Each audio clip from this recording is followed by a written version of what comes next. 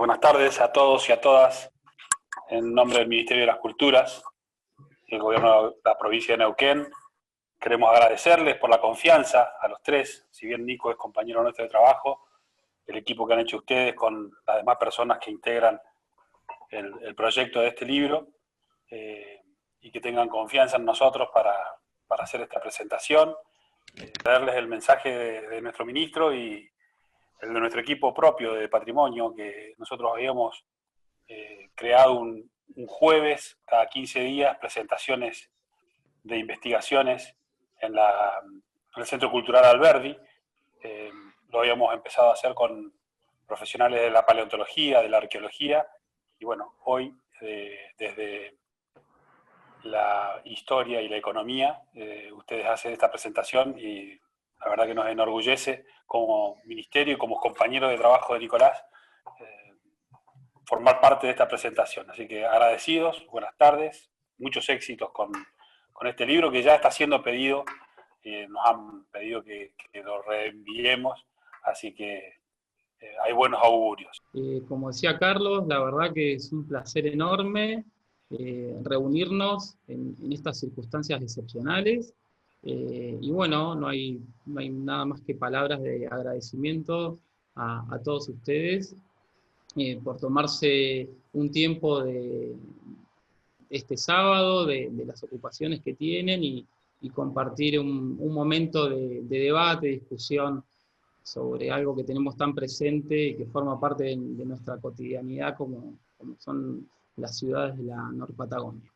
Yo voy a decir 2 o 3 palabras muy brevemente, y me toca a mí agradecer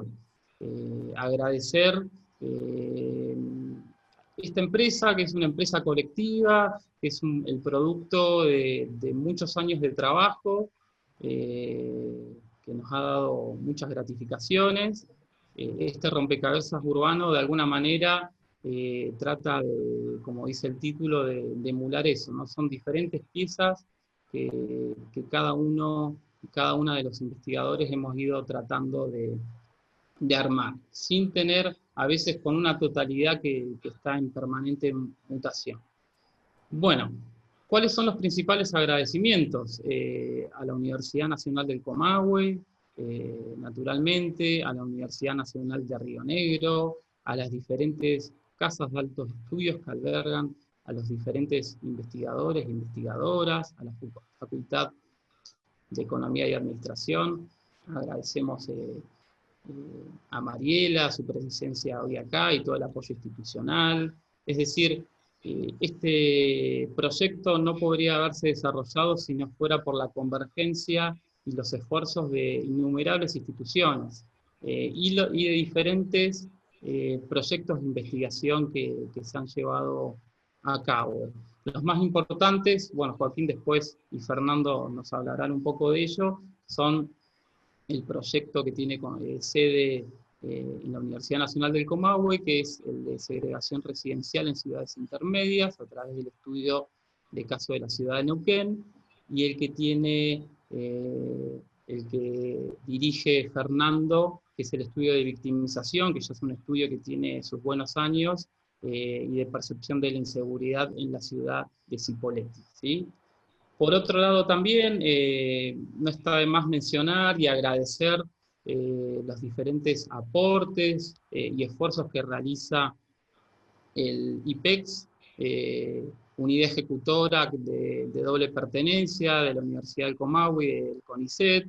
Es decir, realmente este libro no podría haber llegado a este puerto si no fuera por estos esfuerzos que realmente son colectivos, que no son no son esfuerzos individuales, sino que acá hay la convergencia de aportes de muchos investigadores y de muchas instituciones. Así que nuevamente un agradecimiento enorme a todos y todas, y bueno, bienvenidos y a disfrutar este momento. Bueno, gracias Nico. Entre la parte de los agradecimientos, que siempre son, por supuesto, muy complejos, porque uno se olvida de agradecer y demás, y uno está como muy por un lado muy contento y muy satisfecho por llegar a esta instancia de presentación. Es la primera que hacemos del libro, esperemos tal vez no la última. Y bueno, nada, después como de la otra parte seria se va a encargar Joaquín, y todo el mundo siempre espera que diga 2 o 3 cosas más o menos graciosas. Previo a eso, quería también, sí, pero es más difícil con el mosaico. Nada, hay algunos de los autores del libro que también quería, yo los que vi, los que fui revisando. Después si de alguien me olvido me dicen, o nos decimos en el contexto de la charla posterior, la idea es que hablemos más bien poco nosotros y hablemos un poco todos, como decía Graciela, ¿no? Bueno, decíamos, ¿cómo hacer un libro sobre la ciudad en un contexto donde vivimos, ¿no? Muchos de nosotros, la gran mayoría de los que están hoy presentes, que la ciudad se nos vuelve, ¿no? Parte de nuestra epidermis, ¿no? Respiramos ciudad desde al menos 20 años, en la medida de una lógica de crecimiento exponencial, que se ha puesto tan de moda ahora, ¿no? El crecimiento de la curva, bueno, el crecimiento de la curva urbana en el Alto Valle, y pensábamos en ese sentido como en 3 recorridos, ¿no? Uno que abreva mucho de lo que en principio pensábamos y hacemos los historiadores, que es esta idea del rompecabezas, de las pistas, del paradigma indiciario, ¿no? De ir recopilando, pero en un punto también lo pensábamos en un terreno detectivesco, Joaquín lo dice ahí, en realidad lo decimos los 3, pero es una cosa que escribió Joaquín y ya estamos haciendo la pleno backstage del libro, que es sobre un texto de un detective que aplica la idea del rompecabezas como la idea de la construcción del conocimiento, ¿no? Ensamblando y enfocando y desenfocando las cosas. Y bueno, nada, parte de este libro tiene hasta trabajos o recopilaciones, si se quiere, como muy clásicas de lo que puede hacer el estudio urbano, ¿no? Hasta, bueno, Germán, uno de los que me estaba olvidando, que estuvo con un cuentaganado contando autos, ¿no es cierto? Tipo el loco de los autos, para ver el flujo entre las ciudades, ¿no? O bueno, Joaquín, que hubo un verano que se la pasó contando edificios para ver alta vacación le hizo pasar, digamos, ¿no? A su familia, saliendo a contar los edificios por la Leluar para entender los procesos de la gentrificación y de las ciudades que crecen para arriba, ¿no? Y tiene un poco que ver con esto, ¿no? Con la idea de que es un libro que recupera como un punto sensible a nuestra labor como investigadores. Y también un poco por eso, y me parece que está claro en este este Zoom medio extraño y bizarro al que solo le falta, digamos, la presencia de CISEC, pero el resto vinieron todos los que queríamos que estuvieran, que es esto de los cruces, ¿no? Los cruces disciplinarios. La verdad que es un libro que estamos muy contentos de la cantidad de miradas que tuvo, realmente, ¿eh? No nos parece tan común, y lo que hemos leído en estudios urbanos, que en general es bastante, va sobre la línea de sumar miradas disciplinarias, pero tal vez a veces quedan cosas más, pequeños combos o hay como unos matrimonios que en un punto, digamos, podían ampliarse, y acá aparece la mirada, ¿no? De la arquitectura, de la economía, de la historia, de la geografía, de la medicina, la criminología. Ustedes saben que es algo que de alguna manera en la Universidad de Río Negro hemos ido tratando de aportar, y es como el lugar que más pudimos hacerlo, que más pudimos desplegar trabajo de investigación, digamos, y no ya de dar clase y demás, que ha sido un poco la norma. Pero también un cruce institucional, y ahí sí que, bueno, un poco creo que quedó claro con los agradecimientos de Nico, y esto de que pobre le temblaba de nuevo, ¿no? Le temblaba acá la glotis de olvidarse a alguien, pero es que han sido tantas instituciones involucradas, instituciones y personas, y bueno, esto que siempre aparece Mariela en todas las presentaciones, Graciela, o sea, insisto, ¿no? Alumnos míos, exalumnos de la graduados hoy ya de las carreras donde damos clase.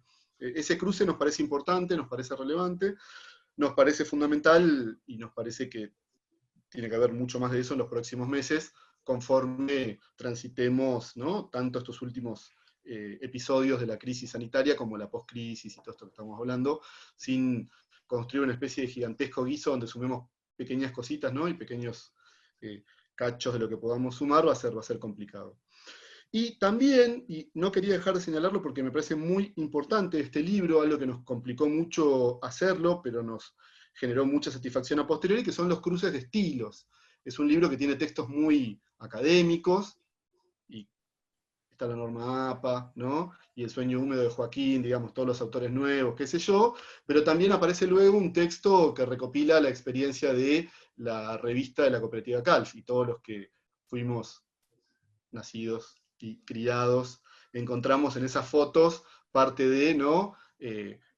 Una especie como de recuerdos de provincia en clave neuquina, ¿no? Pero también el texto de las chicas, de Marimé y su colega, digamos, que puntea la desigualdad desde lo que es mirar las puertas, porque finalmente es algo de eso lo que hace ese texto y una presencia, digamos, de lo visual y de la imagen, que insisto, no siempre están en los estudios más académicos, que finalmente representan y piensan de algo súper visual como es la ciudad, ¿no?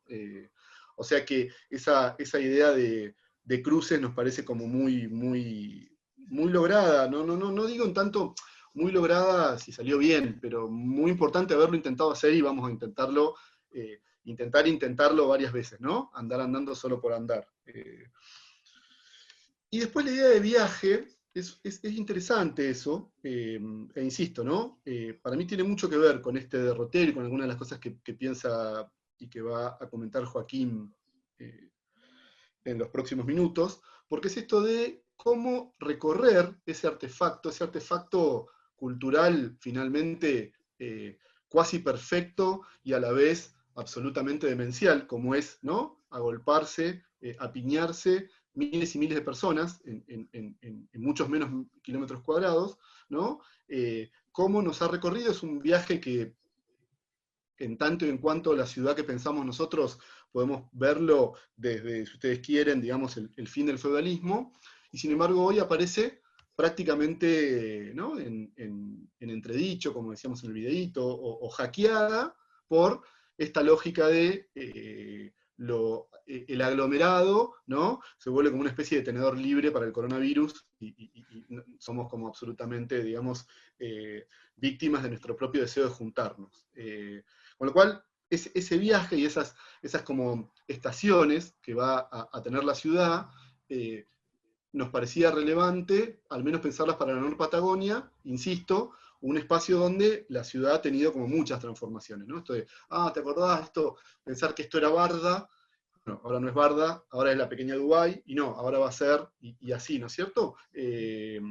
La plataforma de Vaca Muerta, pero también la ciudad de los contrastes y de las tomas, bueno, un poco toda esa idea queríamos plasmarla en el libro, nos pareció que, bueno, que era posible, nos pareció que salió, y pensar un poco los textos de Roberto, que, bueno, cómo eso después se mira y se apropia de un costado más cultural y demás, o el trabajo que hacemos nosotros, como decía Nico, con la encuesta de victimización, que lo hacemos del 2013, y vemos cómo estas son ciudades que tienen sobre la cuestión de la seguridad y demás, un pensar ya bastante propio, y nos parece eso, ¿no? Que es como muy complejo lo que ha sucedido este año, pero a su vez es como bastante estimulante para continuar pensando, porque bueno, lo cierto es que ver una medida sanitaria y las colas que implicaban en los puentes, por lo menos demostró que este libro cierta ventana de oportunidad tenía para escribirse, para pensarse y para compartirse hoy con ustedes. Así que ahora lo dejo a el doctor Perren, que va a compartir pantalla. Esta es una pantalla compartida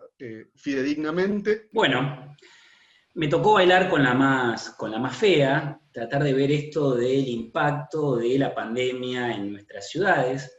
Y para enfrentar este desafío, se me ocurrió elaborar una tesis, aunque suene un poco pretencioso, una tesis que voy a ir desagregando con el paso de los minutos, una tesis que, palabras más, palabras menos, podría sintetizarse en una frase.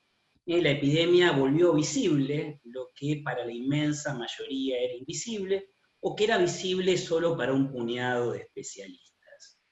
Mostró una serie de contradicciones que no generó, pero que está ayudando a reforzar. Por eso es importante pensar en escenarios hacia adelante. ¿Qué fue lo primero que puso en evidencia la pandemia? Básicamente las desigualdades que atraviesan a nuestras sociedades.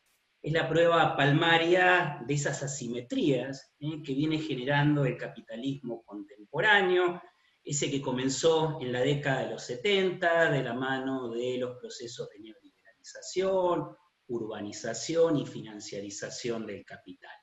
Nuestros estudiantes de Historia Económica en este momento están abandonando la sala, esto lo vieron no menos de 2 millones de veces, pero bueno, de eso se trata. Esas asimetrías que son resultado de una economía que crece a una tasa muy baja, que se cuece a fuego lento, como dice Piketty, y que deja a su paso brechas sociales cada vez más extensas. Y si el siglo XXI es el siglo de la desigualdad, me parecía importante problematizar un discurso que ha ganado peso en los medios de comunicación. Esto de que la epidemia es democrática y que como tal tenemos que superar la grieta para enfrentarla. Sin dejar de ser en parte cierto, sobre todo en la vertiente más biológica, más física del fenómeno, no podríamos pensar la epidemia a partir del lente de los derechos civiles o de los derechos políticos. Somos todos iguales frente a la ley, somos todos iguales frente a la epidemia. Si medimos su impacto, veríamos que la epidemia no solo no es democrática, sino que entiende de clases sociales y entiende de territorios. Veríamos que el coronavirus, el COVID-19, o como quieran llamarlo, entiende de segregación, entiende de términos socioespaciales. Todos elementos que atraviesan el libro de principio a fin. Voy a utilizar dos ejemplos de dos ciudades que tienen diferente envergadura para que ustedes puedan entender el punto hacia donde quiero ir. Dos ciudades que tienen diferente tamaño y que nos muestran que en el fondo, esto que voy a señalar, es algo que atraviesa la urbanización contemporánea y que no es una cuestión de tamaño. Voy a compartir pantalla, espero que esto salga bien, puede fallar, como dice Fernando.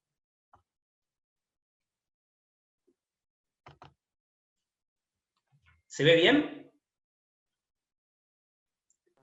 Lo que ven en la pantalla es un mapa de Comodoro Rivadavia, una ciudad intermedia localizada en la Patagonia Central Argentina. Fue realizado a partir de un seguimiento georreferenciado e implementado por el municipio de Comodoro y la Universidad Nacional de la Patagonia, San Juan Bosco. El mapa muestra con total claridad que la geografía de la epidemia coincide con el mapa de la riqueza, por lo menos en una primera etapa. Los infectados o los sospechosos de tener coronavirus tenían buenos ingresos, habían viajado a Europa, residían en el centro de Comodoro, o bien en Radatili, que es un enclave de la riqueza, ubicado a unos 5 kilómetros del centro de esta ciudad. Voy a dejar de compartir.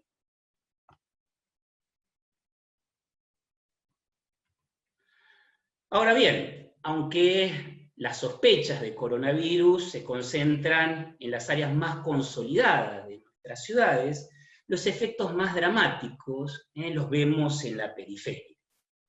Un estudio de la UNAM sobre el DF mexicano muestra que los municipios marginados, de relegación, diría Huacán, son los más vulnerables frente al avance de la epidemia.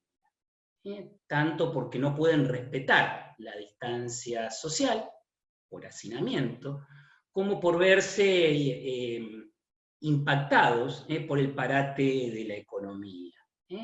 Y aquí nuevamente voy a compartir pantalla, espero no estar abusando de este recurso, pero me parece importante. Mostrabas de nuevo ese mapa, te pedí a alguien en el chat. Sí, Comodoro Rivadavia, el mapa de las sospechas de coronavirus coincide con el mapa de la riqueza.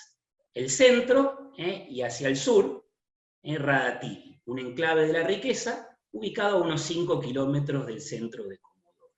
Esto por el lado de las sospechas. Vamos a ver ahora el impacto.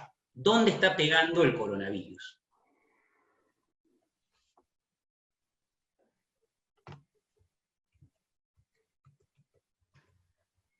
Lo que ven ahí está aclarado en la parte alta del mapa, es el porcentaje de viviendas sin acceso al agua. Fíjense que todo está concentrado en un área del DF. Miren la concentración de casos confirmados de COVID-19.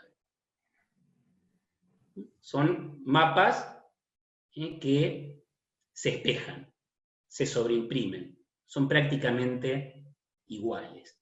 Ni que hablar de la ciudad autónoma de Buenos Aires. La población en villas y asentamientos, es una larga discusión dentro del equipo, es de alrededor del 15% del total.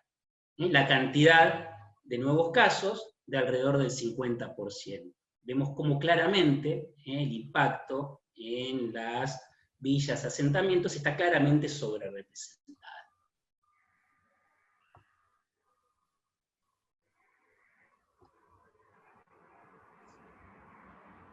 Vuelvo al mosaico.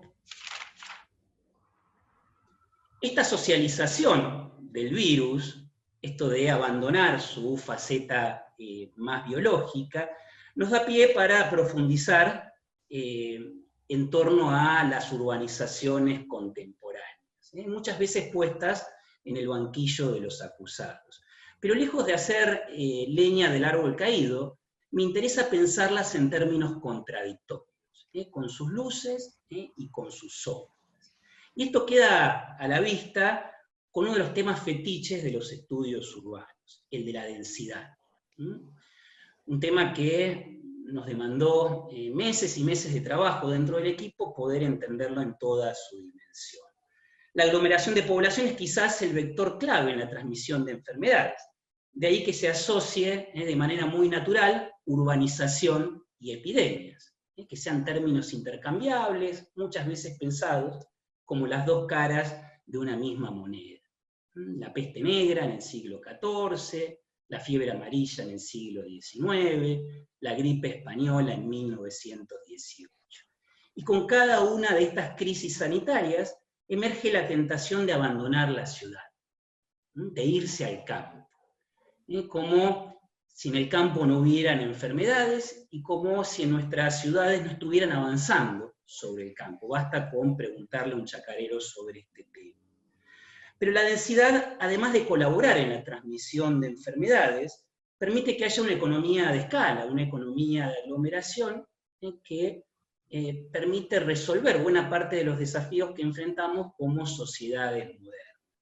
No solo permiten abastecer de manera eficiente un montón de servicios básicos, luz, gas, cloacas, etc., sino que también permiten generar masas críticas que serían muy difíciles de conseguir de otra manera. Entre ellas, las masas críticas científicas, las comunidades científicas. Y acá vemos el carácter contradictorio de la urbanización contemporánea. Los grandes centros urbanos son los más afectados por el coronavirus. Nueva York, Londres, París, Buenos Aires, Madrid. Pero por su tamaño, estas ciudades albergan el grueso de los centros científicos que están trabajando en la vacuna, que desarrollan test para monitorear el avance de la epidemia. Fíjense cómo la densidad es un problema, pero también trae consigo soluciones. Aquí vemos claramente cómo la urbanización contemporánea es contradictoria. Y algo similar podríamos decir por debajo. La cuarentena nos muestra cómo nuestras ciudades se sostienen a través del esfuerzo de los y las trabajadoras. Obras paradas, jardines descuidados, raíces a la vista, no es nuestro caso, Fer, no es nuestro caso, Nico, dispositivos rotos, y un larguísimo etcétera, nos muestra cuán fundamentales son los y las trabajadoras en el funcionamiento de la maquinaria urbana. Toda esta situación puso en evidencia el grado de informalidad de nuestras economías, de la importancia que todavía tiene ese polo social marginal del que habla Gabriel Kessler en su controversia sobre la desigualdad. Esa desigualdad, que no deja de crecer con el tiempo, es resultado de una ciudad que excluye, pero también funciona como plataforma desde donde reivindicar derechos. Y esto me parece importante. La gente del Instituto del Conurbano, que viene trabajando muy bien estos temas, ha demostrado que aquellos asentamientos más organizados son los que mejor están sobrellevando la cuarentena. Son los que mejor están aprovechando la ayuda del Estado. Y son las que mayor grado de innovación social están teniendo. Merenderos comunitarios, radios, sistemas de monitoreo, mapeos colaborativos, y otro larguísimo, etcétera. Vemos nuevamente el carácter contradictorio de la urbanización. Produce flagrantes desigualdades, pero a su vez genera capacidad transformadora, capacidad para aminorar esas desigualdades. Las comunidades empoderadas son las más resilientes, son las que logran absorber el impacto de la crisis, y esa resiliencia favorece su empoderamiento. El empoderamiento o la resiliencia no son resultado de la crisis, sino son resultado de la organización previa. Las comunidades más resistentes son las más resilientes. La urbanización como problema, pero también como solución. Hasta aquí, espero que no se estén aburriendo, usé la pandemia como ventana desde donde observar las contradicciones propias de la urbanización contemporánea. En los próximos minutos, mi idea un poco es mirar hacia adelante, plantear algunos escenarios hacia el futuro. Y en la misma línea que vengo sosteniendo, ese futuro, además de no estar escrito, tiene un carácter ambiguo. Puede volverse una especie de Black Mirror en el que se refuerzan y reconfiguran los dispositivos de control. Los shocks sociales, esto lo saben tan bien como yo, pueden servir de antesala a nuevas formas de autoritarismo. Hace algunos días, Naomi Klein habló de un gran hermano tecnológico, una especie de dictadura del algoritmo que detrás de una fachada de libertad nos indica qué consumir, qué ver, qué vestir.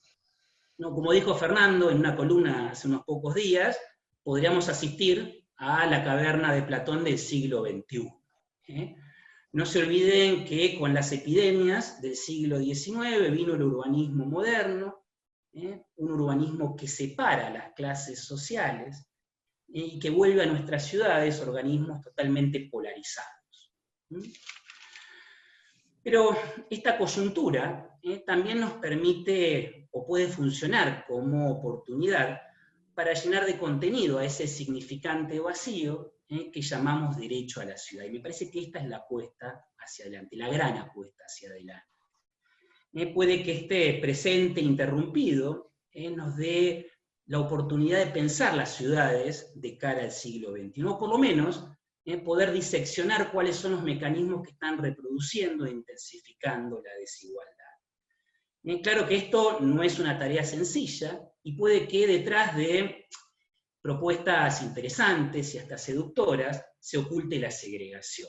Y quiero reforzar este punto, reforzar esta tensión, a partir de dos temas que son recurrentes en el urbanismo táctico. Esto de un urbanismo que genera efectos rápidos y que puede llegar a reproducir desigualdades. Lo voy a trabajar a partir de la movilidad y a partir del green urbano, los espacios verdes. Si algo nos mostró la epidemia es cuán dependientes somos del transporte automotor. Calles vacías, el petróleo por el suelo, el planeta tomándose un respiro, respirando hondo, funcionan como oportunidad para avanzar en reformas que habían comenzado, pero que venían a un ritmo muy lento. Todas tendientes a revertir esa fórmula de 25% veredas, 75% calles. Nos dio la oportunidad de pensar en nuevas movilidades, en bicisendas, en sistemas integrados de transportes. Nos dio la oportunidad de pensar en ciudades para la gente y no para los autos, como dice Jean Gell, ciudades con escala urbana, con escala humana, como les gusta decir a mis amigos los arquitectos. Pero junto en ese punto, cuando todo parece perfecto, me embarga una duda que comparto con ustedes, y que me gustaría que después podamos debatir todos juntos. Esta apuesta por el peatón o por las bicis por consumos colectivos de segunda generación, como me gusta decir, van en el sentido de pensar una ciudad de cercanía, una ciudad de vecindad, una ciudad donde todo quede más o menos a 15 minutos de distancia. Cuando veo estos planteos, que no dudo de su importancia, me pregunto si no deberíamos pensar primero en ciudades mixtas en términos sociales y luego en ciudades cercanas, o si no deberíamos trabajar al mismo tiempo en la consecución de ambas metas. Es que la movilidad es la contrafuerza de la segregación, y si la restringimos a su máxima expresión, puede que construyamos ciudades cercanas, pero totalmente segregadas. Puede que la cuarentena deje de ser algo provisorio y se vuelva algo permanente, esto del aislamiento. El riesgo que corremos es crear ciudades cercanas para ricos, cercanas para pobres, cercanas para clases medias, pero ciudades escasamente conectadas entre estas partes. Lo mismo podríamos decir de los espacios públicos, del greening urbano. Nadie duda de la necesidad de oxigenar nuestras ciudades, no hay duda de eso. Pero si no calibramos bien el impacto que esas medidas tienen en las zonas aledañas, puede que estemos favoreciendo procesos de valorización, elitización y desplazamientos de la población de menores recursos.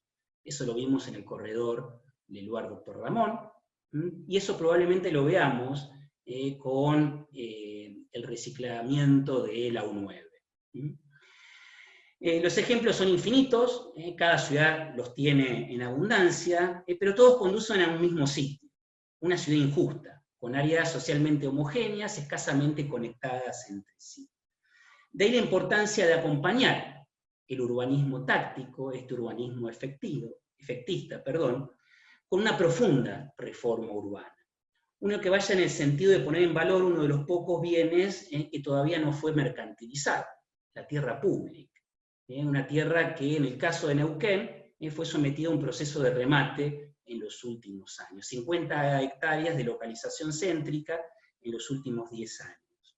Una que vaya en el sentido de absorber parte de la sobrerrenta que genera el Estado con su acción, permitiendo pensar en una nueva vivienda social, una nueva gobernanza urbana, no pensar en esa vivienda social periférica, sino aprovechar esos espacios de oportunidad que todavía existen en el centro de la ciudad, o los espacios crudos en los distintos barrios de nuestra ciudad, y sin necesidad de estirar los límites de la ciudad casi al infinito, esos sprawls que hacen que nuestras urbanizaciones se confundan con el campo, y que Neuquén sea una de las ciudades con menor densidad demográfica del país. Una reforma que vaya en el sentido de intervenir en el mercado de alquileres, evitando los desplazamientos, que le quitan diversidad a nuestras ciudades, y que terminan disolviendo tejidos que costó mucho conseguir y que costó mucho construir.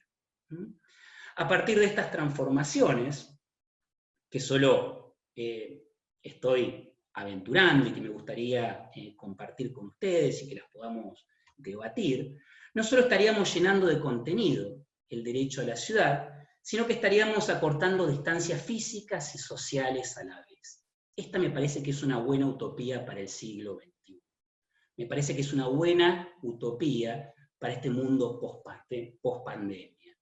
Esto de pensar en ciudades cercanas y mixtas en términos sociales, y trabajar con las dos metas de manera simultánea. Yo me voy a quedar por acá. Les quiero agradecer a todos y a todas por su presencia, y espero que esto sea el comienzo de un debate que nos lleve a ciudades más justas. Muchas gracias.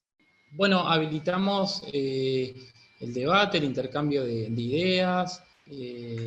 Bueno, la idea es habilitar que cada uno pueda plantear los interrogantes que tiene y que se genere un espacio de discusión y de intercambio de ideas. No sé quién quiere comentar algo, preguntar algo. Tengan absoluta libertad. Siempre cuesta romper el hielo, así que el primero que se anime va a tener un mérito doble. Exacto. Doble sándwich. Graciela. Sí, ¿puedo preguntar? Por favor.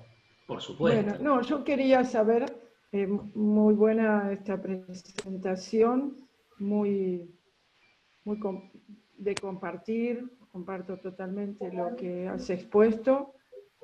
Lo que preguntaría, porque me interesa, es saber, además, el resto del contenido del libro, si es esto más extendido o si hay en los distintos capítulos algunos puntos particulares que abonan la conexión entre lo existente y lo futuro a partir de los nuevos escenarios. Cuando pensamos el libro, Graciela, la pandemia estaba muy lejos. Claro. Muy lejos, y se nos ocurrió que esta presentación podía ser una buena oportunidad para conectar lo que venimos haciendo, este estudio de la producción de desigualdad en escenarios urbanos, y la pandemia. Así que toda la parte prospectiva es resultado de esta presentación, no está presente en el libro. Sí hay algunos capítulos que aventuran algunas hipótesis sobre el desarrollo urbano de la región. Hay un texto que escribió Germán, nuestro geógrafo estrella, el mejor cartógrafo de la Patagonia, así lo hemos definido, una especie de continuación de los señeros trabajos de Barniaski. Y él trabaja no solo a partir de Fox, como Neuquén se empieza a metropolizar, y el Alto Valle abandona esa vieja idea de la metrópolis sin metrópolis, y lo hace también a partir de los flujos, que es algo extraordinariamente novedoso, y al final da algunos aportes para el ordenamiento territorial. Ahí tenés un capítulo que va en ese sentido. Un texto que escribimos con Sergio Cabezas, que también lo veo, aunque no está con imagen, va en el mismo sentido, pero posando su atención en el centro de la ciudad. Vemos con claridad cómo esto de la ciudad convirtiéndose en reserva de valor no hizo más que disparar el precio del suelo en el centro de la ciudad, no hizo más que aumentar el precio de los alquileres, y ha tendido a desplazar a la población de bajos recursos. En el centro de Neuquén siempre estuvo la población o el sector más granado de la sociedad, pero en espacios heterogéneos en términos sociales. Había ricos y pobres. De la mano de este proceso, lo que vemos es una elitización, es lo que dimos en llamar una renovación excluyente, que sería una vía patagónica de gentrificar. No sé si te contesto, pero por lo menos tenés los dos capítulos que dialogan mejor con esta presentación.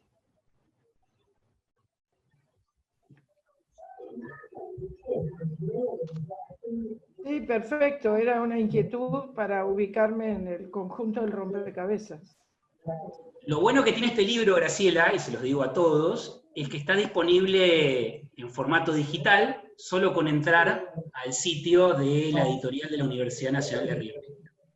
Hay un Open Edition y ustedes pueden acceder a todo el libro o a los capítulos de su interés.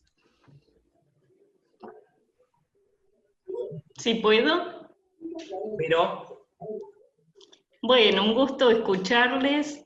La verdad es que es sin duda una contribución necesaria para pensar nuestras ciudades y los entramados en los que nos vemos tan comprometidos y comprometidas también, ¿no? En cómo desandar las problemáticas que emergen y que venimos arrastrando y que claramente pusieron, como decía Joaquín, en evidencia la densidad, ¿no? En torno a las desigualdades. Pero bueno, una tiene una escucha desde sus propias obsesiones, ¿no?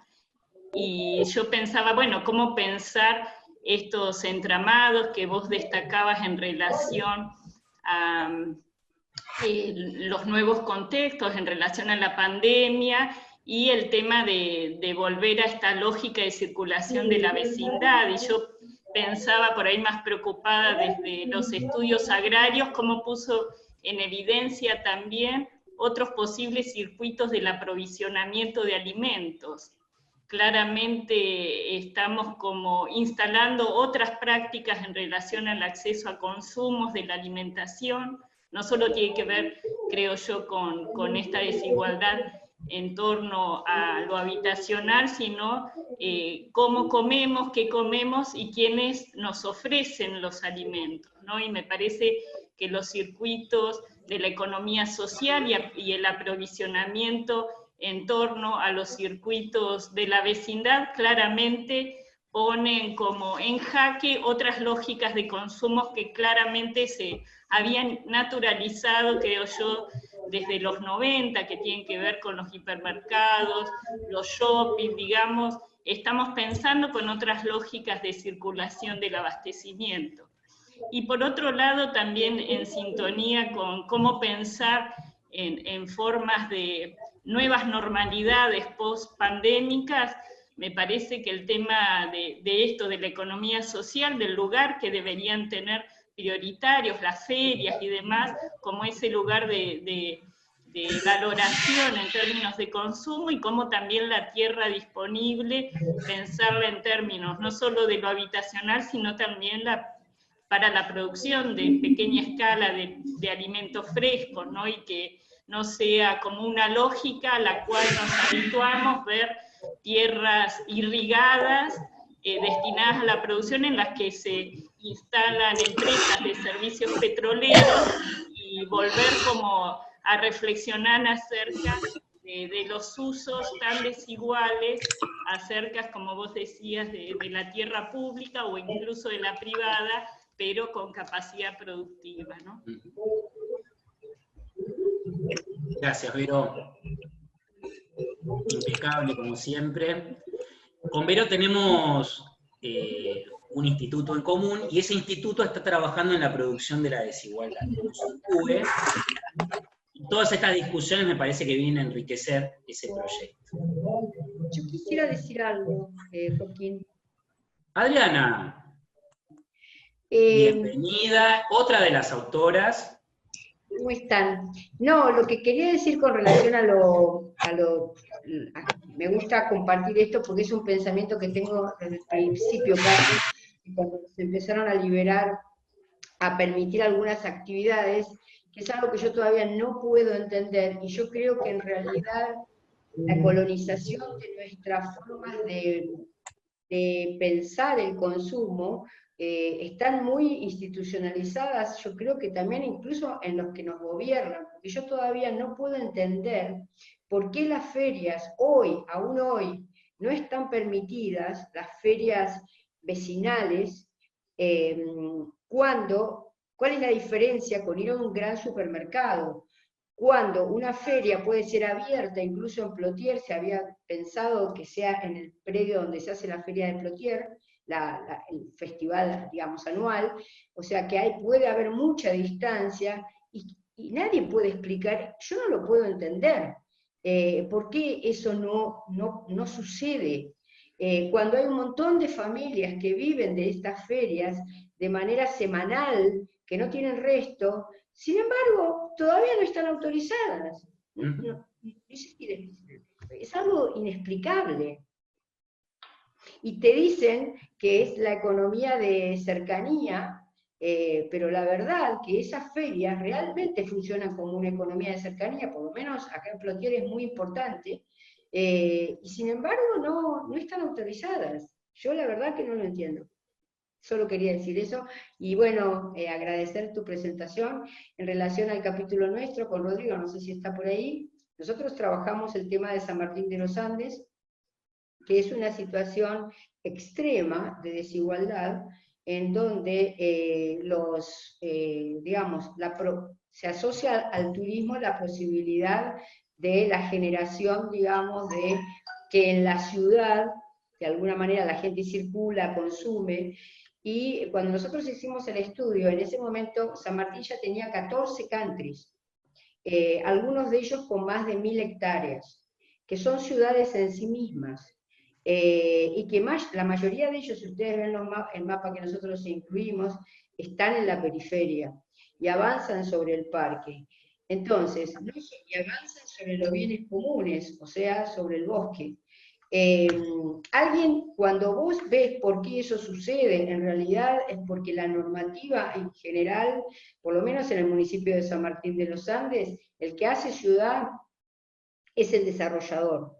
Porque en la medida que vos resuelvas, digamos, la situación, digamos, de quién hace las calles, quién hace los tendidos eléctricos, bla, bla, bla, te autorizan. Ahora, si tenés que hacer un loteo abierto, tenés 1.000.000 de restricciones. Bueno, en principio les confieso, en absoluta confianza, leí el libro rápidamente, digamos un punteo. Me parece bárbara la concepción de mosaico, como bien se dijo recién, una cierta heterogeneidad de formatos de presentación, pero obviamente con el común denominador. Me parece lo más, ha sido una coincidencia, pero una magnífica forma para encarar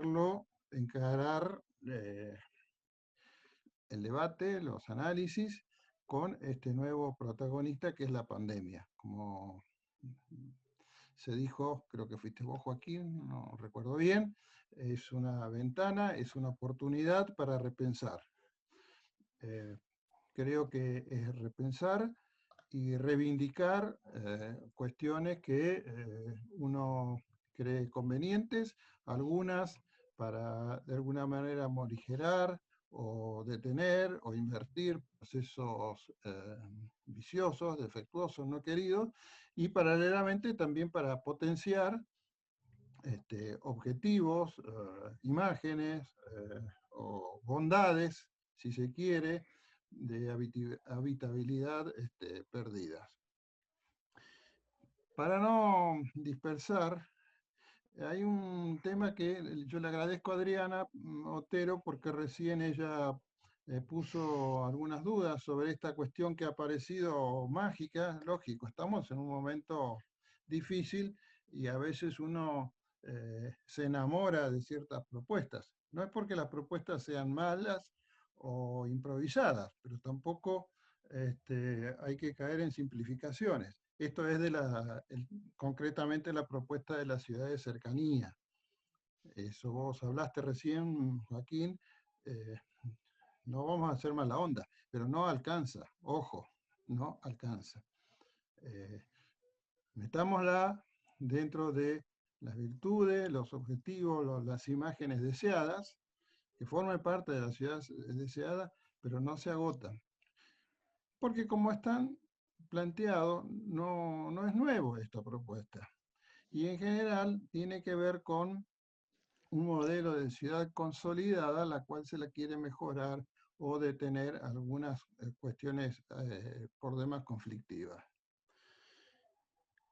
Yo creo que hay que volver esto ya es una opinión muy personal, hay que volver, y particularmente en Neuquén, que es donde normalmente concentramos nuestras reflexiones, a pensar algún modelo. La ciudad, debemos pensar un modelo que incluya las virtudes de la ciudad de cercanía, un modelo que vuelva a pensar en la sustentabilidad en términos de los niveles de satisfacción de necesidades hacia adentro de las construcciones y la relación de las construcciones con el medio ambiente, con los intereses comunes. Y bueno, todas estas cuestiones creo que deben estar contempladas, contenidas, sintetizadas, armonizadas en algún modelo de ciudad. Que obviamente esto no es mágico, hay que retrotraerse e invertir ciertos parámetros de funcionamiento, pero evidentemente, ya se ha dicho recién, la ciudad liberal, en donde los rumbos lo marcan el desarrollador, inversor o como quiera que sea, por ahí hay algunos libros que la llaman la ciudad empresa o algo por el estilo, debe invertirse, y para lo cual es imprescindible repito, para ir terminando, ir pensando en algún modelo de ciudad. No significa para nada volver a los modelos cerrados, estáticos, dirigistas, que nadie se asuste, pero creo que debemos tener un colectivo que nos vaya uniendo, generando peso dentro del nivel de decisiones de la ciudad, porque también es necesario. Y bueno, esto es lo que se me ocurrió cuando apareció el tema de ciudad de cercanía, que lo veo en los últimos días aparecer como propuesta que nos va a ir salvando. Bienvenida, ojalá tengamos una ciudad con escala de la que la podamos recorrer y acceder a todas nuestras necesidades en bicicleta, caminando. Tenemos condiciones naturales muy favorables, ya nos hemos olvidado, salvo el otro día, cómo era la lluvia, el clima no es tan, diría que es bastante benigno, así que, pero bueno, el resto, lo que decía, los conceptos de sustentabilidad, de calidad de vida, tenemos que recuperarlos definitivamente, más otras cosas que ustedes han relatado, conocen perfectamente, revertir las desigualdades, etcétera, etcétera. Les agradezco mucho y seguiremos. Gracias, Jorge. Muy buen aporte. Alguien que se anime. Volvió Fernando. Del exilio. Yo, Fer, Lo pusimos de penitencia en la sala de espera. Estuvo casi 15 minutos. Sí. Porque uno de los coordinadores no está muy atento a la sala de espera, pese a ser el anfitrión. No, es que Sentí el rigor. perdí el cargo de anfitrión. ¿me permiten? Sí, por favor, Carlos. Bueno, escuchando a los tres preopinantes, estaba haciendo un poco la recorrida de lo que había leído del libro y las opiniones recién emitidas, y pensaba, ¿no? Esta mirada que ustedes hacen de la realidad y de la zona valletana de 1920.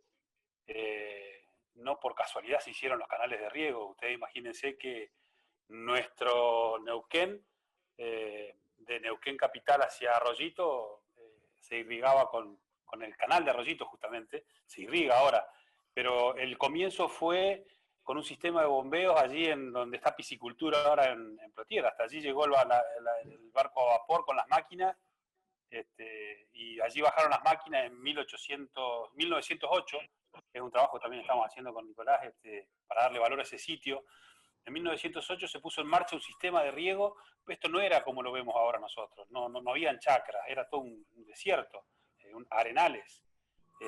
La gente que estaba con su familia o asentados a la vera del río, era quien tenía su piño de chivo, su huerta, y podía proveer algo de alimento. Esto por lo que decía Tripping, de esto, que nos está pasando por encima la realidad y nos está quedando poco espacio para tener las ferias como estamos teniendo acá en el centro de Neuquén, como proponía también la señora que hablaba de Plotier y su lugar allí en el centro.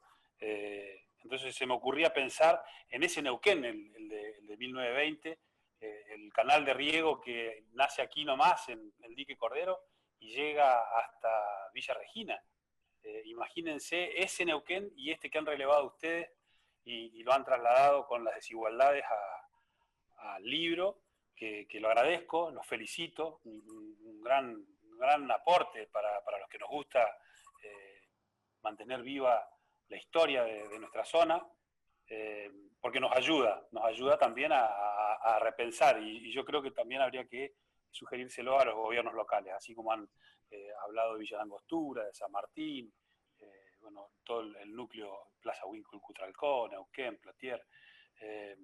Los gobiernos locales deben hacer ese mea culpa y, como decía el arquitecto recién, pensar esa ciudad ideal y tratar de que exista ese lugar donde el desarrollador tiene que seguir normas, no puede ser de que nos está diciendo la señora que en San Martín hay 15 barrios privados, en donde tienen 1000 manzanas por barrio, una ciudad dentro de otra ciudad, con sus normas, con sus reglas. Entonces, la realidad que nos plantean ustedes desde esta publicación nos invita a repensar las cosas, y yo creo que tendríamos que aportar desde ahí y ver la posibilidad también de poder acercárselo a los distintos gobiernos locales. Yo auguro de que esto va a tener un interés especial si lo acercan a los gobiernos locales, porque está pensado desde la mirada que ustedes le dieron a los distintos núcleos habitacionales.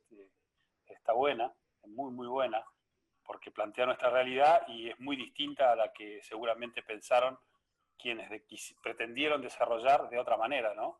Que viviésemos de la chacra. Ustedes imaginen Neuquén, Valentina Sur. Valentina Sur era nuestro proveedor de frutas y verduras, y ahora es todo barrio. Centenario, en su ingreso le queda muy, muy poca chacra. Entonces, ni hablar Chipoleti. Y dentro de toda esta desigualdad que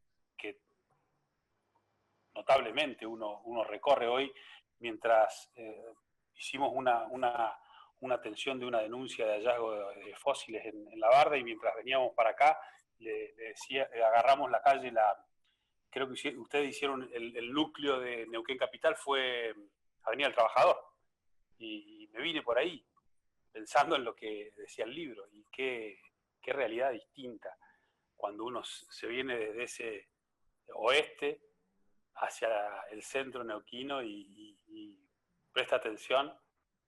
Hay una tarea por delante, y ustedes la reflejan bien en este trabajo. Entonces, un poco para finalizar era eso.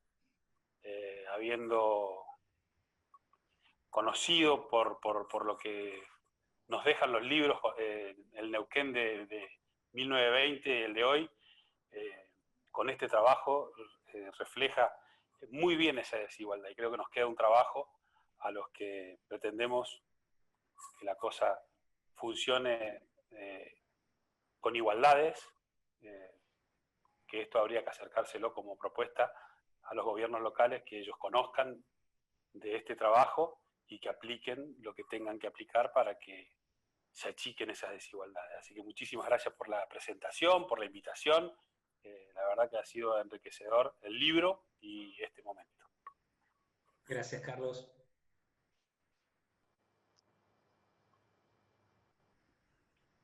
Sí, Joaquín. Mariela, nuestra decana.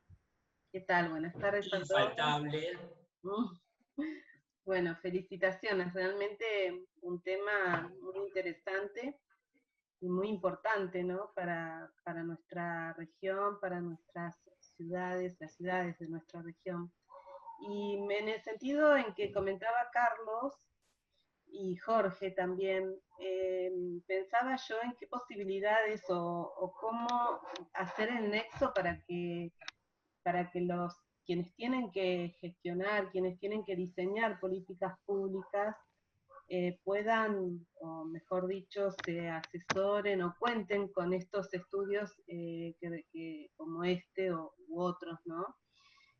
Para pensar en diagramar de ahora en más para que las ciudades sean sostenibles y sobre todo, bueno, para la población actual, pero también para las futuras generaciones, porque en realidad lo que estamos pensando ahora, de lo que pensaron en 1920, lo estamos sufriendo ahora, y dentro de, bueno, muchos años sufrirán lo que nosotros pensamos o diseñamos o armamos o planificamos en la actualidad. Entonces, ¿cómo hacer para que, digamos, los gobiernos, como decía Carlos,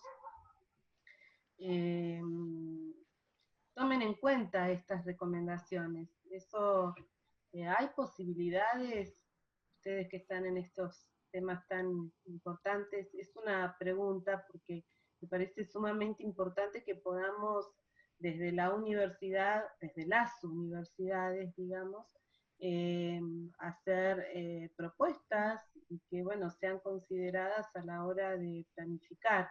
Estaba escuchando, bueno, en estos días que van a haber loteos en la meseta, y bueno, eso cómo se va a hacer, si hay algún consejo asesor que vea cómo, para después no tener los problemas que tenemos siempre de inundaciones y bueno, y esto que comentaban ustedes de las cercanías y del traslado de la gente, bueno, los temas que bien explicaron recién. Además, bueno, ya con esto dejo, nuevamente los felicito porque me parece a todos, ¿no? Los que participan en los artículos del libro, me parece un tema súper interesante y de gran aplicación, digamos, a la vida real, a lo que nos está pasando, a lo que tenemos ahí a la mano, ¿no? Así que eso nada más.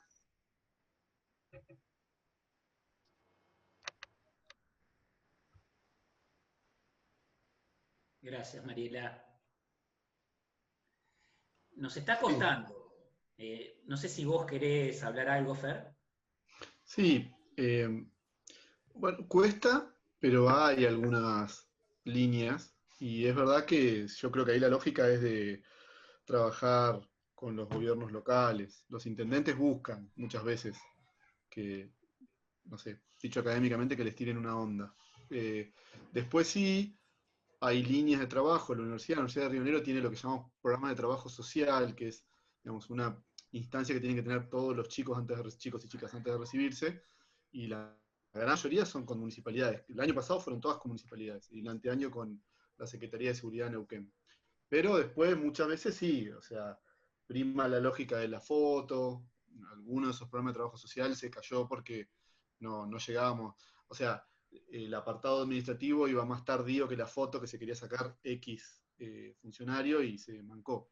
Pero después hay bastante intento, pero de nuevo, ¿no? En una escala bastante capilar, digamos, lo que decía de consejos asesores y demás, va más lentix, ¿no? Y bueno, debería acelerar un poco. Yo creo que este tipo de acontecimientos que son de alguna manera tan tremendos y son medio parteaguas, a veces pueden poner un poco por lo menos en agenda. Qué sé yo, no sé, fuimos 62 personas en un momento de la charla, Sí. un sábado a las 8:30, no sé, hablando de urbanismo, ponele, ¿no? No es lo más... Germán está con el contador de ganado. Pero sí, efectivamente, faltaría instancias más formales. La Universidad de Comahue tuvo un vínculo con la municipalidad, ¿no? Con idas y venidas, sobre todo hasta el cambio de Perdón, gestión.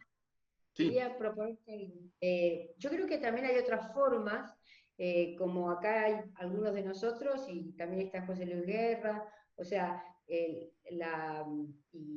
la SAPLAT, es decir, la asociación, digamos, de planificadores que se formó el año pasado, el año que viene, no sé, está haciendo talleres, o sea, yo no creo que solamente la universidad, o sea, nosotros tenemos un rol, pero me parece que es importante que nosotros no, obvio.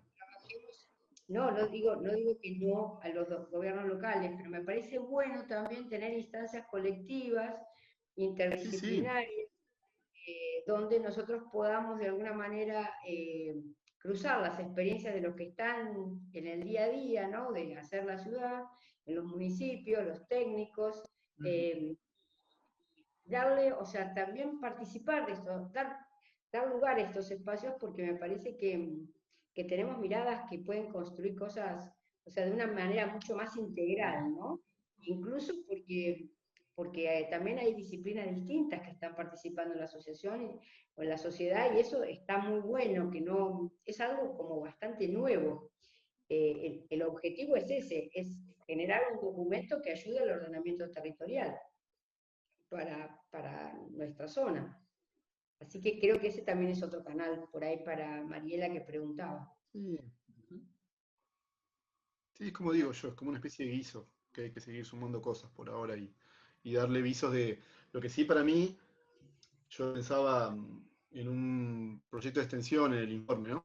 Que tenía más que ver en este caso con la cuestión carcelaria, pero bueno, llegado al punto, interpelaba sobre lo mismo que es esta vinculación entre universidad y espacios, ¿no? De gobiernos, y la clave para mí es la continuidad. Yo creo que si hay algo que siempre ha herido de muerte, y algo del capítulo de Nico, del libro que podrán adquirir en la puerta de este Zoom, digamos, cuando bajen y salgan y se lo bajen, un poco lo dice, ¿no? A veces hay momentos, hay emergentes, hay inquietudes, gente que se junta, qué sé yo, todas las pilas, y después, 6, 7 meses, eso tiene como un reflujo, ¿no? Y ahí funciona esa cosa más invisible, como lo que decía Jorge, o lo que en general viene trabajando Joaquín, que son los desarrolladores, que tienen como una ciencia a prueba de bala, porque la levantan en pala, y por supuesto que el capital en eso ha tenido siempre una capacidad de, ¿no?, de transformar. Nosotros a veces, bueno, vamos medio siguiendo detrás y nos cuesta, y estos foros o estos espacios nos cuesta intervincularnos, y esto también lo que dice Adriana, pero bueno, de nuevo, ¿no? Eso, más esto otro, y tenemos que cerrar los informes de Sigeva y La Mar en Coche, y entonces, bueno, para mí la clave es la cuestión de la continuidad, y eso es muy, muy importante. Continuidad, esta cosa, ¿no? Bueno, tal cuestión la hacemos, este proyecto de extensión continúa, y continúa con este objetivo, y así, ¿no? Y no cejar, porque si no se hace difícil, y es verdad que después se repite, y uno se siente a veces medio que no tuvo tanto sentido, ¿no? Digo, este libro surgió de reunirnos una vez por mes, y que la gente venía, hablaba, y lo vamos a seguir haciendo, y vinieron de todos lados, incluso muchos de los que están hoy acá, ¿no? Yo lo que veo, aportando a lo que acaba de decir Fernando y a lo que acaba de decir Adriana, es que los gobiernos locales son muy permeables a todas estas iniciativas, si se quiere, tácticas, a todas estas iniciativas que son epidérmicas. Son muy abiertos, nos abren las puertas, podemos trabajar en conjunto, pero es mucho más complejo ir hacia una reforma más radical. Cuando se toca la renta urbana, ahí la colaboración desaparece. Y yo creo que si queremos transformar la realidad de nuestras ciudades, necesariamente vamos a tener que trabajar sobre las rentas que genera el Estado con su acción. Algunos hablan de plusvalía, nosotros en el equipo tenemos una larga discusión sobre si son plusvalías o sobre renta, pero en cualquier caso son ganancias que genera el Estado y que son absorbidas por los privados, y que tienen efectos muy importantes en nuestras ciudades. Entonces, a mí me pasa eso con el diálogo con los gobiernos locales. Para lo epidérmico y para el urbanismo táctico, apertura total. Cuando se habla de capturar sobre renta, ahí ya se tocan intereses y es muy complicado seguir avanzando. Por eso me parece muy importante que podamos instalar en la agenda pública el derecho a la ciudad, que es un derecho de derechos, y que necesariamente construir ese derecho va a afectar intereses. No hay duda de eso, pero el resultado son estas utopías del siglo XXI, este mundo post-pandemia de ciudades cercanas y mixtas en términos sociales. Tal cual. Yo lo que creo, en Neuquén funciona en el Consejo Deliberante, el CAECIP, que es un consejo asesor. La gestión anterior, y por 20 años que estuvo la misma administración, de la cual yo en algún momento formé parte, no le daba mucha importancia, si bien se juntaban, pero ahora, por ejemplo, que recién decía, creo que Mariela, lo que había escuchado de la urbanización en la meseta, yo también lo escuché, son 850 lotes, 870 lotes con servicio, y está el foro de la meseta, que es parte del CAECIP. O sea que hay intenciones de que exista esa mesa de diálogo, y este trabajo puede formar parte. Yo creo que tiene que ser de manera asesor, ¿no? Que a ellos les interese, y que cada uno en su bloque pueda ir a dar una charla. Habría que intentarlo y ver en las otras localidades que involucra el trabajo y las que no están en este trabajo porque están, qué sé yo, imagínense el desarrollo de Añelo, que de un día para el otro les llegó el mundo.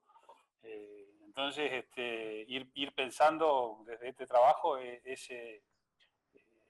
esa ciudad que nos merecemos, y bueno, Me parece que por ahí también venía esta nueva administración, cuando pretendía la administración en campaña, hablaban de eso. No perdamos de vista que el intendente era el ministro de gobierno, y él empezó con el tema de la U9 también a dar su pensamiento, y es un desarrollo que hay que hacer en plena ciudad, con 9 hectáreas, que, bueno, hay que apuntar a que no se haga. Creo que hasta acá el negocio inmobiliario no sería, aportaría más a un beneficio para todos. Y tenemos que ir por ese camino, a mí me parece que es por ahí. Pero bueno, en Neuquén sí existe un sitio que es desde el Consejo Deliberante, y la universidad tiene uno de sus representantes. Ahí, Atilio está en el Consejo, y creo que también por ahí podría ser la puerta para que nos siente en la mesa del CAECIP.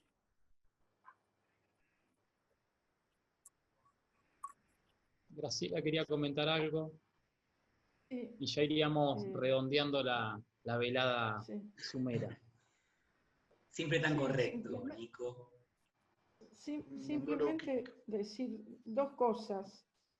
Bueno, felicitar a los autores, a todos los que acompañan al grupo de trabajo, y a todas las que acompañan el grupo de trabajo, por el estudio, por la búsqueda de información, por el pensar, cruzar ideas, cruzar disciplinas, coordinar. Bueno, coordinaron Joaquín, Fernando, Nico, alguno que Germán seguramente.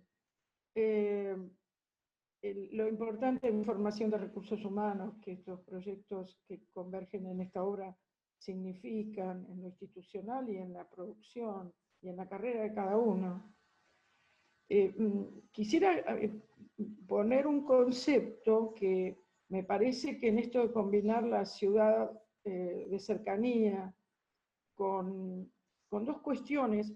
Por un lado, las cuestiones funcionales de las ciudades, que nos llevan a pensar que elementos de complejidad, como ustedes dijeron, una masa crítica de la ciencia, etcétera, los estudiosos en términos de salud, etcétera, pero hay una complejidad de funciones que obviamente llevan a los procesos de descentralización en las ciudades, porque no se, por la cuestión de escala y porque no se pueden replicar en todas las urbanizaciones menores o cercanas que se pueden ir generando.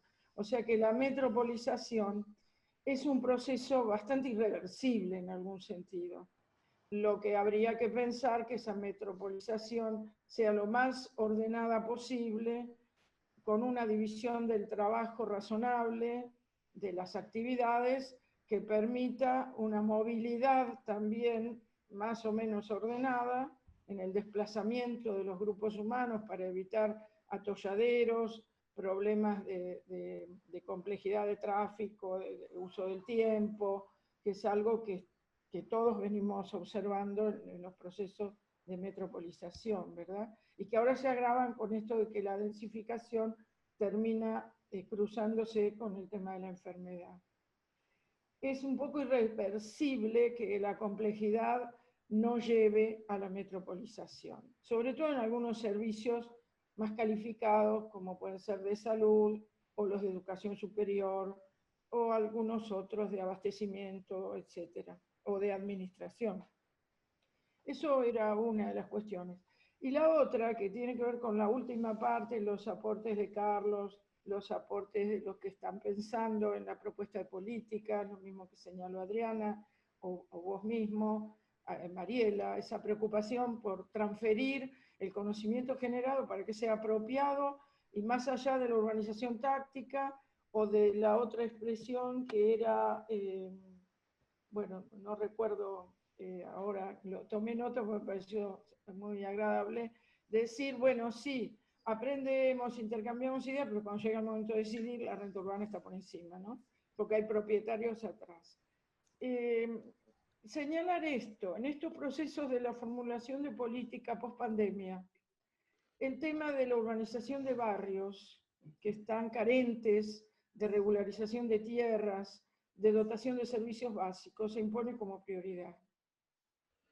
De prioridad de vida o muerte ya a esta altura, porque esta pandemia nos está enseñando que esa desigualdad que está en la obra y que está en la preocupación de IPEX y la del libro y muchos de nosotros, se va agravando con esta cuestión sanitaria.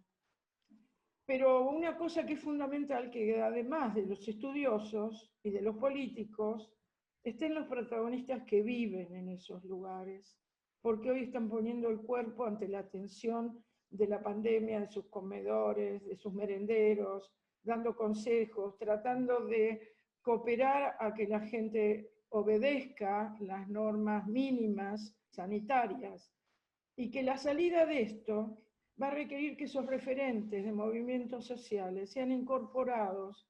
¿Y por qué digo esto? Porque yo sé que ustedes tienen la sensibilidad para estudiar estas problemáticas con toda honestidad y compromiso, y creo que hay que instalar en los estudios y en las instituciones de que estos referentes comunitarios, que hoy el Estado, hay proyectos para que les reconozca una renta mínima, para reconocer el esfuerzo y el riesgo que están corriendo, el esfuerzo que ponen y el riesgo que corren, por el otro, por la otra, por la vida, estén presentes en un rompecabezas 2. O en un libro 2 de estos, la continuidad. Lo que Joaquín expuso en la introducción debe ser la parte del hilo que enganche la transición con rompecabezas 2. Y en él tienen que estar presentes estos actores. Porque nosotros no les enseñamos, aprendemos de ellos. Y el relevamiento de tantos documentos y tantas experiencias que se están produciendo, y mi nuevo lugar me está obligando a tomar contacto necesario con eso, me dice que debemos incorporarlos como actores necesarios para pensar ese futuro que bien planteaba Joaquín, y sé que todos ustedes, respecto a la proyección de nuestras ciudades de aquí para adelante. Y dejo ahí, porque sé que ustedes tienen estas preocupaciones, los de salud, los de urbanismo, los de, digamos, antropología, los de sociología. O sea, sumar a la problemática de la movilidad, del abastecimiento, de la cuestión habitacional, la cuestión de la participación desde las bases, encontrando fórmulas que ayuden a que eso sea viable. Nada más que eso. Gracias, y agradecer Graciela. a todos ustedes por hacer esto y por el entusiasmo de seguir haciéndolo, y que las instituciones se comprometan a acompañarlo. Y a las dos universidades también mi felicitación, por supuesto, y a IPEX.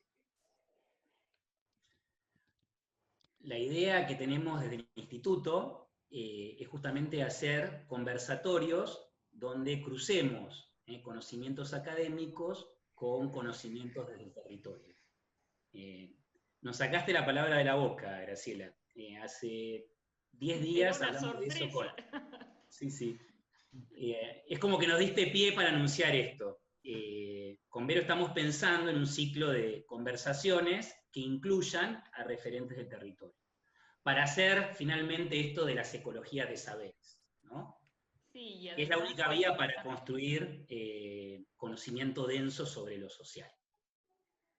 Sí, Pero, con el compromiso de pensar esto que tan claramente expresaste, Graciela, que es el compromiso territorializado de las investigaciones que realizamos, ¿no? Entonces, nos debemos permanentemente como ese desafío y la interpelación de los propios procesos y de los actores sociales para pensarnos en la producción de conocimiento en la ciencia pública y desde las universidades públicas, ¿no? En eso claramente nos sentimos como en la obligación de hacerlo, por eso en este ciclo también pensamos con Joaquín la prioridad de convocar a colegas que estén haciendo y se preocupan desde los territorios, sin que todo caiga siempre en la referencia porteño-centrada, ¿no? Y pensarnos desde las provincias y las regiones lo que acontece. Sí, sí. Esa es la apuesta, eso es lo que viene. Así que agenden por ahí. Bueno, algo Nico. parecido quieren hacer en Madrid. Bien, fantástico. Lo vi por ahí a Sebastián Godoy de Rosario. Con ellos estamos pensando esta agenda de trabajo. No, yo creo que, bueno, agradecer a la participación de todos y todas. Me parece que estas cuestiones que son tan relevantes y que nos permean en nuestra cotidianidad, la única manera me parece que es el desafío, me parece que ya un poco más quizás tímido, es comenzar a instalarlas en la agenda pública. Es algo que nos atraviesa a todos los sectores sociales y se plantea como una necesidad perentoria. Así que, nada, muy contentos por generar estos espacios de debate que consideramos tanto desde las universidades como en nuestro caso de un organismo público como el Ministerio de las Culturas, habilitar y propiciar que se generen estas instancias de discusión e intercambio de ideas. Así que bueno, nuevamente agradecido a todos y todas por su participación. No sé si alguien se quedó con las ganas de plantear algo, que no sé qué, nada, que tienen la posibilidad de hacerlo. El micrófono. Yo quería decir algo. Bueno, mi nombre es Vanessa. Sí, yo estuve escuchando todo. Bueno, los conozco a Joaquín, porque fue profe mío, igual que a Fernando. Cursé una materia con ellos, con Vero también. Y bueno, no, estuve escuchando todo. Yo, bueno, estudio en la universidad y me quedé pensando en todo lo que más o menos estuvieron planteando. Y sí, por ejemplo, yo soy de Plotier y hubo un cambio en todo lo que vendría a ser en la parte urbanística, ¿no? Lo que yo en el tiempo que vivo acá éramos toda chacra, todo, y realmente fue de un momento a otro como que se empezó a urbanizar todo. La gente de la chacra empezó a vender y empezó a ver lotes, y cuando menos lo pensabas, tenías casas por todos lados. Y también está de marcar, ¿no?, la desigualdad en el sentido de si era un barrio privado, tenía más cantidad de luces, las cloacas enseguida, y gas, luz, todo, ¿no? Todos los servicios. Y yo veo cómo eso pasa en las partes de los privados, ¿no? En los lotes privados, y la desigualdad que hay con, por ejemplo, los lotes sociales cerca de la Barda, acá en Plotier, que a veces tienen que reclamar porque no tiene luz o porque no les llegaba el gas. Cómo hay esa desigualdad en cada uno de esos barrios, es impresionante. Por ejemplo, donde yo vivo, hoy inundado, cuando llovió se inundó todo, y en el centro directamente había poca agua, y vos decís, todos viniendo con camiones a sacar el agua, porque está tan marcada esa desigualdad, y llamás a los servicios, o sea, defensa civil, y es como que te cuelgan el teléfono, bueno, ya vamos a ir. Y creo que en esta pandemia lo que se llevó es notar mucho más la desigualdad, no solamente con eso, a nivel educativo, también esto, ¿no?, de la gente que en ciertos sectores se puede comunicar vía estas plataformas, los que no pueden. Y ahí es donde empieza a notarse, ¿no?, esto que hablaban de los comedores, cómo los barrios estos que son más excluidos, ¿no? Se nota esta unión de los vecinos, de hacer estos comedores, de ayudarse unos con otros, y cómo los otros barrios, la desorganización, ¿no? El protestar por el vecino de al lado, no me importa lo que pasa al lado. Yo lo estoy notando, ¿no es cierto?, esto, uno lo va notando, ¿no? Me muero por leer el libro, lo voy a leer, pero es como que se va, sí. Inclusive, me olvidé de decir, a Nico también lo conozco, porque yo cursé con él en historia hace como 15 años atrás, un grosso Nico. Así que la verdad que, qué sé yo, no sé, es un aporte que quiero hacer yo como alumna. Son todos profes, es como que me quedé como impactada, dije, wow, qué impresionante todos. Y bueno, quería aportar eso nada más. Gracias, Vanessa. Yo lo que te quería decir, quería aportar, que me había quedado en la charla anterior, y más por la presencia de Graciela, es que yo no creo que esto es un problema de los gobiernos locales. Yo creo que este es un problema del enfrentamiento, digamos, a multinivel.